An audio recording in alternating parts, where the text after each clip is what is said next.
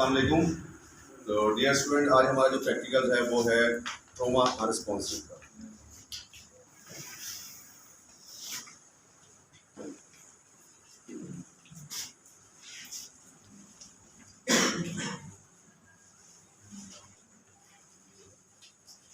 Trauma unresponsive, आपके पास एक ऐसा पेशेंट मौजूद है जो ट्रॉमा क्या है, जिसे चोट लगी है। वो चोट से किसी तरीके से भी लग सकती है, वो बैक से गिर के लग सकती है, और उसके अलावा वो फॉल फ्रॉम हाइट का हो सकता है, पेशेंट छत से गिर सकता है, स्लिप हो सकता है, किसी तरीके से उसे चोट लगी है। लेकिन चोट लगने के बाद वो बेहोश हो गया, अनकॉन्शियस हो गया। तो अब हमने ऐसे पेशेंट की ट्रीटमेंट करनी है कि पेशेंट ट्रॉमा का है, अनकॉन्शियस है, और उसे कैटास्ट्रोफिक हेमरेज भी है।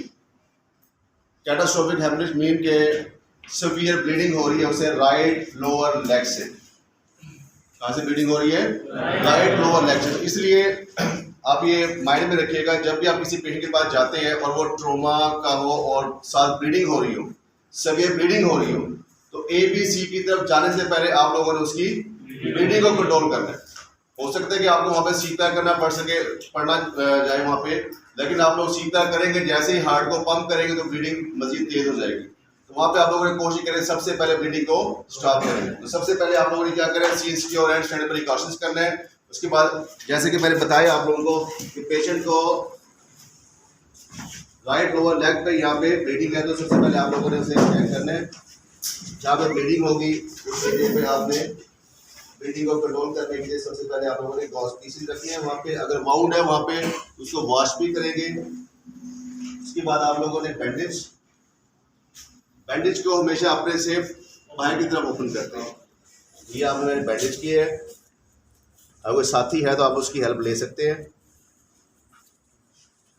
ये मैंने ब्लीडिंग को कंट्रोल करने की कोशिश की है। तो अगर यहाँ पे ब्लीडिंग कंट्रोल नहीं होती, ब्लीडिंग सीवियर है, तो फिर आप क्या करेंगे, बस ये गॉज पीसेस रखेंगे। अब इस जब आपने गॉज पीसेस रखे हैं तो इसे हम क्या कहते हैं, बल्कि ड्रेसिंग। तो इसे हमने बल्कि ड्रेसिंग की है। अगर फिर भी आपकी ब्लीडिंग, पेशेंट की ब्लीडिंग कंट्रोल नहीं होती, तो फिर क्या करेंगे, एलिवेट करेंगे, हार्ट के लेवल से ऊपर करेंगे ताकि प्रेशर क्या हो, कम हो। उसके बाद इसके ब्लीडिंग आपकी कंट्रोल होगी। ब्लीडिंग को कंट्रोल करने के बाद आप लोगों ने उसका रिस्पॉन्स लेना है। तो अस्सलाम वालेकुम, मेरा नाम अशरफ, 10 EFR हूँ। EFR क्या हुआ आपको? Hello, patient is unconscious. तो हमने पढ़ा था कि पेशेंट बेहोश मरीज में सांस के रास्ते के बंद होने की सबसे बड़ी वजह क्या होती है? टंग फॉल है। तो सबसे पहले मैं इसका एयरवे को ओपन करूंगा। ट्रॉमा का पेशेंट है, इसका एयरवे ओपन कौन से मेथड से होगा? ये देखिए, वही सेम मेथड जो हमने पहले पिछली वीडियो में देखा था। ये जाग ऊपर उठाएंगे और साथ ये एयरवे को ओपन किया। तो एयरवे को ओपन करने के बाद जाहिर बात है, मुझे स्किल पता है, प्रैक्टिकल मुझे आता है, स्किल्स मुझे आते हैं, तो मैं किसी साथी को बुलाऊंगा, सर प्लीज आइएगा और जरा इसी पोजीशन में से रखिएगा।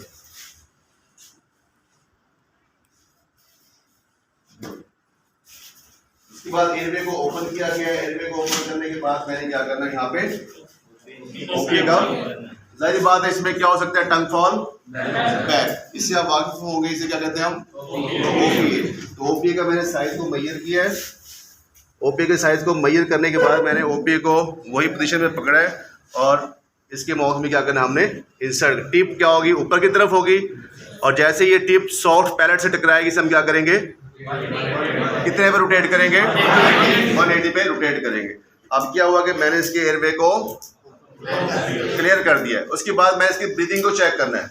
ये एयरवे ए हो गया है, एयरवे को मैनेज कर दिया है। उसके बाद मैंने क्या करना है, उसकी ब्रीदिंग को चेक करना है। ब्रीदिंग आप चेक कर सकते हैं, उसके राइज एंड फॉल, चेस्ट के राइज एंड फॉल से चेक कर सकते हैं। आया कि ब्रीदिंग नॉर्मल है, एबनॉर्मल है, उसे आप लोग चेक कर सकते हैं। चेक करने के बाद अगर ब्रीदिंग उसकी एबनॉर्मल है, ब्रीदिंग क्या है, जो नॉर्मल ब्रीदिंग है अडल्ट की, वो है 12 से 20। अगर वो 12 से कम है या 20 से अबव ज्यादा है, तो फिर हम उसे क्या करेंगे, ऑक्सीजन को अप्लाई कर देंगे। आपके पास ऑक्सीजन सिलेंडर होना चाहिए, तो आप साथ क्या करेंगे, ऑक्सीजन को अप्लाई कर देंगे। अब यहाँ पे ऑक्सीजन अप्लाई हो गया। उसके बाद आपने चेक करना है कि मेजर कुछ चेस्ट इंजरी तो नहीं है उसकी चेस्ट पे।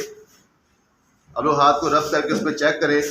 अगर कपड़े रिमूव करने की जरूरत पड़े तब आपने से कपड़ों को रिमूव करना है। उसके बाद पल्स कौन सी चेक करेंगे, यहाँ पे हम कैरोटिड पल्स चेक करेंगे। नहीं, यहाँ पे ये कैरोटिड पल्स है यहाँ पे, क्योंकि हमने पढ़ा था बेहोश मरीज में कौन सी पल्स चेक करते हैं, अडल्ट में। किसमें? अडल्ट में। तो ये मैंने इसकी पल्स चेक की है 1001, 1002, 1003, 1004, 1005, 1006, 1007, 1008, 1009 पल्स इज प्रेजेंट। उसके बाद कैपरी रीफिल आप लोग चेक कर सकते हैं, CSF कर सकते हैं। क्या चेक करो मैं? Capri refill. कैपरी रीफिल का टाइम कितना होना चाहिए? Less than 2 seconds. तो दोबारा ये पिंक हो गया है, तो इसकी मतलब है कि इसकी सर्कुलेशन ठीक है। ये जो कैपरी रीफिल है ये आपने चारों लिप्स में करनी होती है। आप लोग राइट आर्म में भी, लेफ्ट में भी, राइट लेग में भी और लेफ्ट लेग में भी करेंगे। इसके बाद आप लोगों ने उसका फिजिकल एग्जामिनेशन करना है। फिजिकल एग्जामिनेशन करना है, तो फिजिकल एग्जामिनेशन के लिए हम डॉट्स का फार्मूला इस्तेमाल करते हैं। तो वो थोड़ा सा लंबा प्रोसीजर है, तो हमसे करते हैं परफॉर्म करने का। No deformity, no open injury, no tenderness, no swelling, no bleeding. No deformity, no open injury, no tenderness, no swelling, no bleeding. No deformity, no open injury, no tenderness, no swelling and no bleeding. उसके बाद अलावा आपने कान और नाक में भी check करने। तो लाइक मैं इसे कंसिडर करता हूँ कि मेरे पास पेन लाइट है ये, तो मैंने कान में इंसर्ट किया। No CSF and no bleeding. कान में हम CSF चेक करते हैं। CSF stand for cerebrospinal fluid. ये हमारे ब्रेन के आउटसाइड में एक लिक्विड होता है, ठीक है। अगर ये CSF कान या नाक से बाहर निकलता है, याद रखिएगा, CSF के निकलने के बेस कौन से है? कान और नाक। अगर ये कान और नाक से बाहर निकल रहा है तो कंफर्म कर लेंगे पेशेंट को स्पाइन हेड इंजरी हो चुकी है। ये मैंने चेक किया यहाँ पे, नो CSF, नो ब्लीडिंग। उसके बाद आपने यहाँ पे रखे नोज में चेक करना है, नो CSF, नो ब्लीडिंग। उसके बाद आप माउथ हम ऑलवेज क्या कर चुके हैं, उसे मैनेज कर चुके हैं। अब ट्रैकिया चेक करने। ट्रैकिया हम ऐसे चेक करते हैं, trachea is in line, trachea is in line. उसके बाद no deformity, no open injury, no tenderness, no swelling and no bleeding. No deformity, no open injury, no tenderness, no swelling, no bleeding. उसके बाद sternum को हम check करते हैं। Sternum को इस तरीके से चेक करते हैं, sternum is intact. Sternum is, इसका मतलब है कि स्टर्नम साइडों वाली रिब से जुड़ी हुई है। उसके बाद डॉस, no deformity, no open injury, no tenderness, no swelling, no bleeding. No deformity, no open injury, no tenderness, no swelling and no bleeding. उसके बाद आप एब्डोमेन पे आ जाए। एब्डोमेन पे नाफ को सेंटर बना के आपने इसके 4 क्वाड्रेंट्स बनाने हैं। कितने क्वाड्रेंट्स बनाएंगे? 4 क्वाड्रेंट्स मिलकर 4 हिस्से बनाएंगे। और इसमें हम 3 चीजें चेक करते हैं। Number 1 rigidity. रिजिडिटी का मतलब है सख्तपन, हार्डनेस। जब ट्रॉमा का पेशेंट होता है और उसका अगर एब्डोमेन हार्ड हो जाता है, इट्स मीन कि उसे इंटरनल ब्लीडिंग हो रही है। आप रिजिडिटी चेक करेंगे। डिस्टेंशन, डिस्टेंशन का मतलब होता है कि पेट का फूल जाना, उसे हम चेक करेंगे। और टेंडरनेस, टेंडरनेस पेन होता है और पेन तब फील किया जाता है, पेशेंट फील करेगा जब उसे टच किया जाएगा। हमने चेक कैसे करना है? No rigidity, no distension, no tenderness. No rigidity, no distension, no tenderness. No rigidity, no distension, no tenderness. No rigidity, no distension, no tenderness. Pelvis joint पे आप लोग आ जाए। पेल्विस जॉइंट को हम चेक करते हैं, पहले से नीचे प्रेस करेंगे, फिर साइडों से प्रेस करेंगे, फिर हल्का से शेक करेंगे। Pelvis joint is intact. अगर वो जुड़ा हुआ है तो इसी क्या कहेंगे? इंटैक्ट। इसके बाद फीमर पे आ जाए, लोअर एक्सट्रीमिटी पे। No deformity, no open injury, no tenderness, no swelling, no bleeding. ये क्या है? पटेला। पटेला को चेक करेंगे, नी जॉइंट को चेक करेंगे, patella is intact. No deformity, no open injury, no tenderness, no swelling, no bleeding. तो उसके शूज है, अगर आप शूज को रिमूव करना चाहें, वो कॉन्शियस है तो आपने परमिशन लेके उसे रिमूव करना है। अगर अनकॉन्शियस है, आपको जरूरत पड़ती है कि शूज को रिमूव करने की, तो आप उसके शूज को रिमूव कर सकते हैं। उसकी सॉक्स को भी रिमूव कर सकते हैं। तो यहाँ पे भी आपने क्या करना है? No deformity, no open, no tenderness, no swelling and no bleeding. अब जो प्रोसीजर आपने राइट लेग पे परफॉर्म किया वही आपने लेफ्ट साइड पे परफॉर्म करना है। और उसके बाद आप लोगों ने अपर एक्सट्रीमिटीज में no deformity, no open, no tenderness, no swelling and no bleeding. ये हमारे पास है नी जॉइंट, एल्बो जॉइंट। क्या कहते हैं हम? एल्बो जॉइंट को आपने प्रेस करना है, अंगूठों की मदद से चेक करना है कि ये अब में जुड़ा हुआ है, तो आप कहेंगे elbow joint is intact. No deformity, no open, no tenderness, no swelling and no bleeding. फिर जैसे कि हमने पहले CSM किया, CSM अब दोबारा करेंगे चारों लिम्स पे। इसमें आप कैपरी रीफिल चेक कर सकते हैं, क्योंकि सेंसेशन तो आपको बता नहीं सकता, क्योंकि पेशेंट अनकॉन्शियस है, मूवमेंट भी वो कर नहीं सकता। ये हमारा फ्रंट साइड से हो गया, उसके बाद आपने बैक साइड से करना है। तो यहाँ से आपने लॉन्ग रन पोजीशन में लेके आना है। इसे हम कहते हैं ऑक्सीपिटल रीजन। क्या कहेंगे? नो डिफॉर्मिटी, नो ओपन जी, no tenderness, no swelling and no bleeding. ये क्या है हमारा स्पाइनल कॉलम, रीढ़ की हड्डी। इसे आपने चेक करना है। इसे आपने इस तरीके से प्रेस करना है। प्रेस करने के बाद आपने कहा स्पाइनल कॉलम इज इंटैक्ट। अगर मोहरे वर्टिब्रे आपस में जुड़े हुए हैं तो क्या कहना आपने? Spinal column is intact. तो यहाँ पे नो डिफॉर्मिटी, नो ओपन जी, no tenderness, no swelling and no bleeding.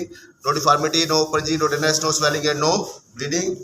ये बैक साइड लेग्स की नो डिफॉर्मिटी, नो ओपन जी, no tenderness, no swelling and no bleeding. No deformity, no open जी, no tenderness, no swelling and no bleeding. फिर back side पे no deformity, no open जी, no tenderness, no swelling, no bleeding. Bleeding हमेशा आपने अपने हाथ पे check करनी है। नो डिफॉर्मिटी, नो ओपन जी, no tenderness, no swelling and no bleeding. ये क्या हुआ? आपने उसके पेशेंट का पूरा फिजिकल एग्जामिनेशन कर लिया। दोबारा आप इसे स्ट्रेट पोजीशन में लेके आएंगे और दोबारा इसे रीचेक करेंगे। दोबारा इसे आप चेक करेंगे आया कि इस पहले ये अनकॉन्शियस था तो अब क्या ये कॉन्शियसनेस की तरफ मूव कर रहे हैं, कुछ सेमी कॉन्शियस हुआ है। अगर उसकी हालत बेहतर हो रही है इट्स मीन कि आपकी जो ट्रीटमेंट थी वो क्या थी?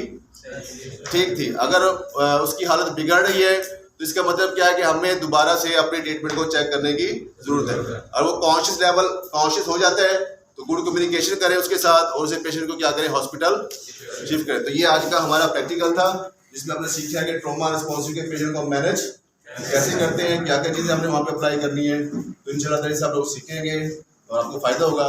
बाकी कि आप लाइक्स करें, कमेंट्स किया करें, कोई चीज़ डिस्कस करने वाली होगी, पूछने वाली वो लाजमी तौर पर पूछा करें। इंशाल्लाह नेक्स्ट वीडियो में हम CPR के हवाले से सीखेंगे। Thank you.